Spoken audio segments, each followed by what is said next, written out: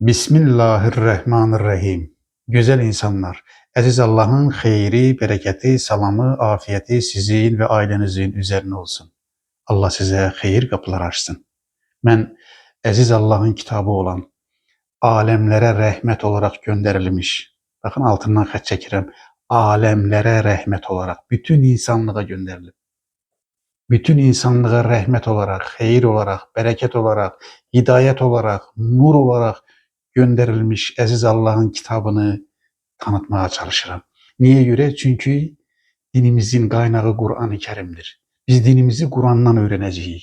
Kur'an'dan öğrenmesek, ondan bundan öğrensek, yanlış şeylere, hurafelere gömüleceğiz ve bu bizi dinden, İslam'dan, Allah'tan, özümüzden uzaklaştıracak derim. Güzel insanlar. Dinin sahibi Allah'tır. Kitabın sahibi Allah'tır. Kur'an-ı Kerim'in sahibi Allah'tır. İslam'ın sahibi Allah'tır. Ve bu sözlerin, Kur'an'ın bu mübarek ayelerini nazil eden de Allah'tır ve aynı zamanda Allah'ın koyduğu ölçüler var. O kitabı nece anlamak? Yani sözleri nazil eden de Allah'tır. Sözlerin içerisine o mananı koyan da Allah'tır. Üç, o sözler bağlamın içerisinde anlam kazanır. Bağlam varsa anlam var. Ona göre bir sözü Allah'ın koyduğu bağlamdan, yerden kopararak, çıkararak ona özünden mana yüklemek Kur'an'a xəyanətdir. Güzel insanlar. Şimdi ben size bu videomda bu Allah kimin dostudur? Bak böyle bu suala cevap vermek istedim. Allah kimin dostu? Yani Kur'an ne deyir bununla bağlı? Kur'an deyir ki Allah kimin dostudur? İnsan ne etməlidir ki Allah onun dostu olmalıdır?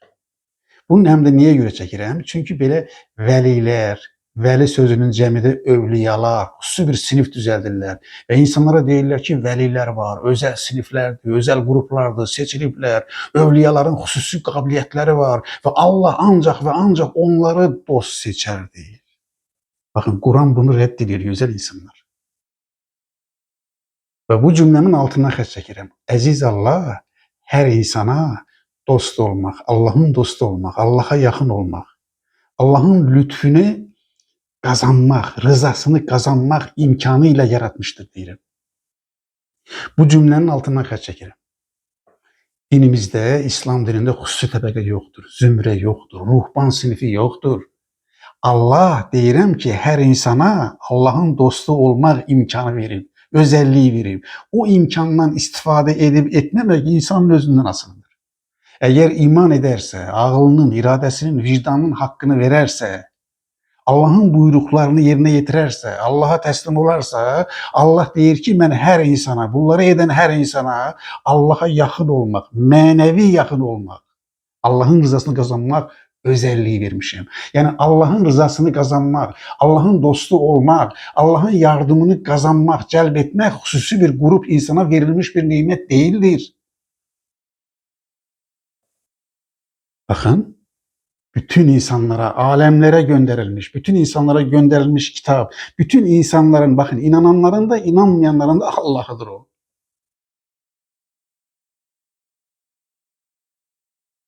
Onun rızasını belli bir grupa ait edebilir mi? Her insan deyirəm, tekrar edirəm. Her insan əziz Allah'ın rızasını kazanmak imkanı ve gücü, kabiliyeti, şansı ile, belə deyim, kabiliyeti ile yaratılmıştır. Seçim insanlarındadır. Allah belə bir ölçü koymuyor. Yalnız bunlar kazanar, yalnız bunlar kazanar. Onlara vermemişim, ancak size vermişim. Xüsusi bir təbəqə var, onlar da övliyalardır. Ancak benim lütfümü kazanma imkanı onlara aittir, size ait değildir. Hayır. Seçim insana aittir. Ona göre o fikri düzeltmek için, bakın Kur'an təsəvvürümüzü, din təsəvvürümüzü Kur'anla düzelteceğiz. Her zaman bunu vurguluyorum. Azerbaycan'a ve insanlığa Kur'an merkezli din lazım.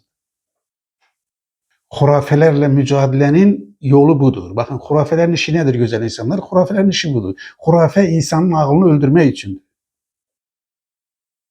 İnsanın aklını öldürenden sonra insan sürü olur. Köle olur. Değerini yitirir. Özünü, kitabını, Allah'ını tanımır.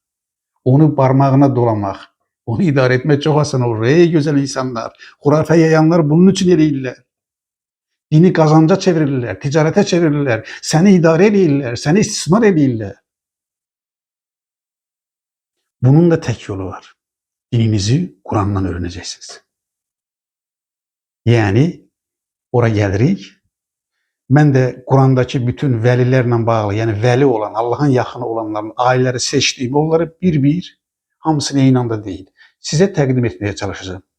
Bugün 2-3 ayet okuyacağım. Başka bir vaxt yine 2-3 ayet okuyacağım. Bu şekilde bu təsəvvürümüz düzelsin.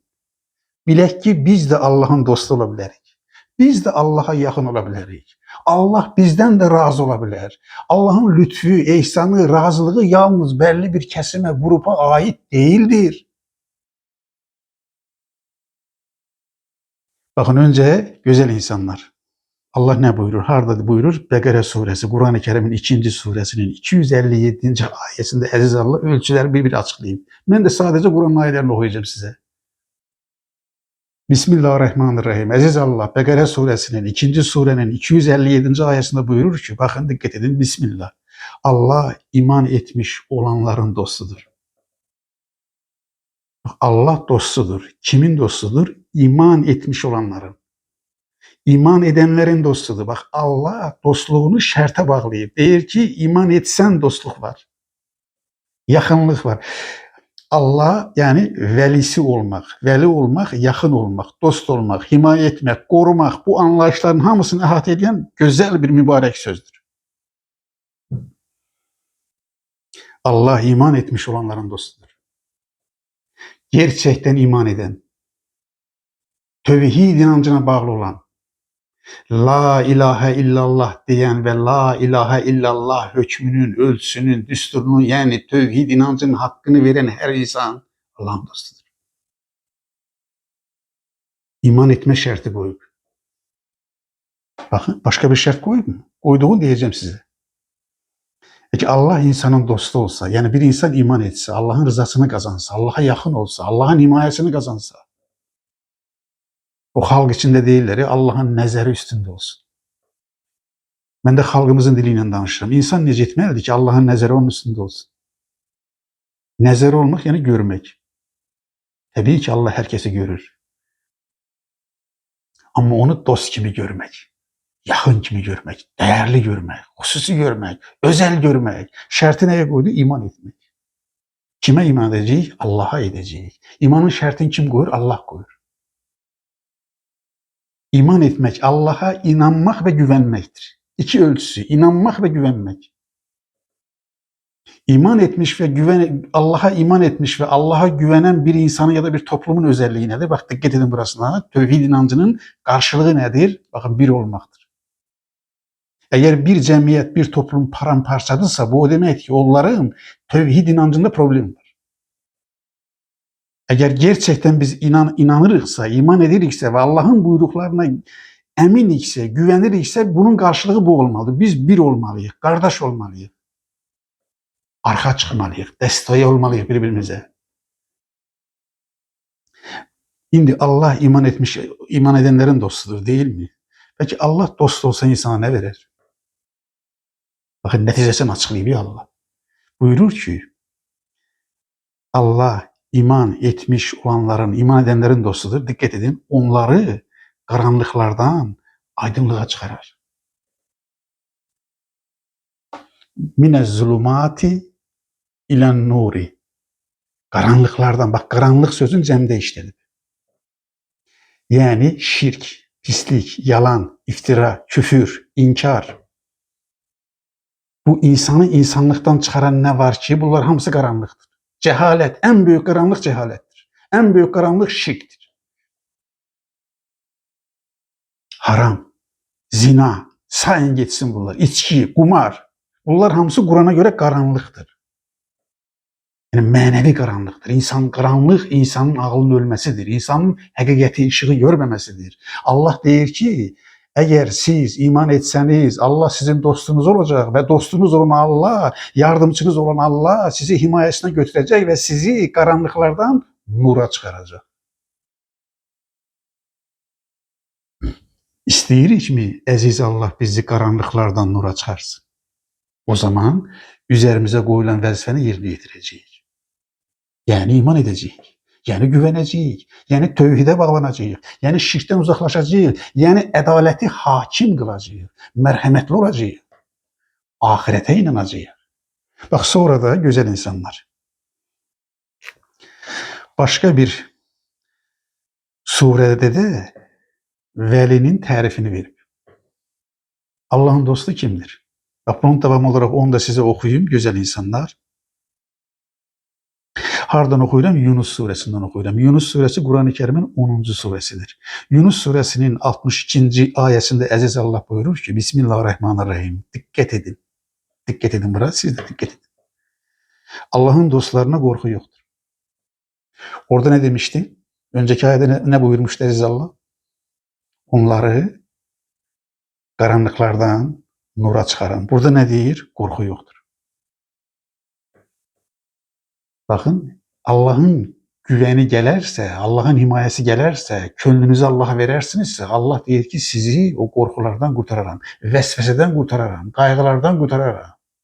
Yəni sizə güvənlik verirəm, sizə əminlik verirəm, sizə hüzur verirəm. İnsanın hüzurunu qaçıran şey nədir? İnsanın hüzurunu qaçıran şey qorxulardır, qayğılardır, vəsvəsələrdir, tərəddüddür, şübhədir. Allah buyurur ki, onları götürəcəm, onların yerinə nə qoyacam? Baxın, qorxuyor. Fikir ver, onlar üzülməyəcəklər. Baxın, ümid verirdi, gələcəyə, ahirətə yönəltdi. Ey insan, o gün var ha, o çətin gün var ha, o hesab günü var ha, o din günü var ha, o din günün tək sahibi Allahdır ha. Orada Allahdan səni Allahın əlindən kimsə ala bilməz ha. Arada heç kimi qoyma. Şərik qoşma. Bax, o gün deyir, əgər sən iman etsən, Allahın dostu olsan, Allahın buyurduğu kimi yaşasan, qorxmayacaqsan və üzülməyəcəksən. İndi baxın, diqqət edin burasına. Yunus surəsinin 63-cü ayəsində də vəlinin ölçüsünü qoyub, 2 ölçü qoyub. Deyirəm ki, hər biriniz vəli ola bilərsiniz. Mən demirəm, Allah buyurur. Baxın, 63-cü ayədə belə buyurur. Onlar, yəni kimlər? Allahın dostları. Allahın dostu statusunu qazananlar. Öncə nə dedi? İman edəcəklər. Baxın, nə söylüyor? Onlar iman edib, birinci şərt, gözəl insanlar, imansız dostluq yoxdur. İkinci şərt, təqvalı olanlardır. Yəni, Allah qarşısında, baxın, Quran qarşısında, İslam qarşısında, insanlıq qarşısında məsuliyyətini yerinə yetirənlər. İki şərt, iman və təqva. İman və təqva varsa, gerçəkdən varsa, vəlilik də var. Allahın dostluğu ola bilərsən. İki şərtə bağlıdır, əziz Allah belə buyurur. Baxın, xüsusi bir zümrə yoxdur. Hər kəsə deyir mi ayəni?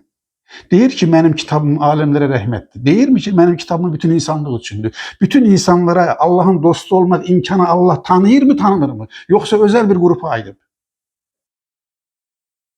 Xüsusi sinif var, təbəqə var, özəl bir imtiyaz var. Baxın, vəliliyi necə qaynağından qoparıb nəyə çeviriblər? Onlar iman edib təqvalı, müttəqi olanlardır deyir və 64-cü ayə son ayəndə oxuyuram, gözəl insanlar. Yunus surəsindən oxuyuruq, 10-cu surəmizin 64-cü ayəsini oxuyuram. Bismillahirrahmanirrahim. Əziz Allah buyurur ki, kimə? Allahın dostlarına dünya həyatında da, diqqət edin, ahirətdə də müjdə onlarındır. Dünya həyatında da, ahirətdə də müjdə onlarındır. Ey insan, tək dünyalı olma. Həyat bu dünyadan ibarət deyil, deyir. Ahirət var, deyir, dünyada da, çünki, baxın, vəliyə müjdə verir. Nə olacaq?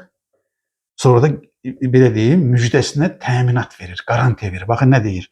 Allahın sözlərində əslə dəyişiklik olmaz. Baxın, sünnətullah, Allahın qanunlarında dəyişiklik olmaz. Allah insana güvən necə verir? Bax, belə düşünün. Bir qanun səhər bir cür olsa, günorta başqa cür olsa, axşam başqa biri olsa, yəni gündə 10 dəfə bir qanun dəyişsə, siz ona da inanırsınız. Bir insan səhər bir cür olur, günorta bir cür olur, axşam başqa cür olur, gündə 50 dəfə dəyişir. Baxın, dəyişən şey güvən verməz.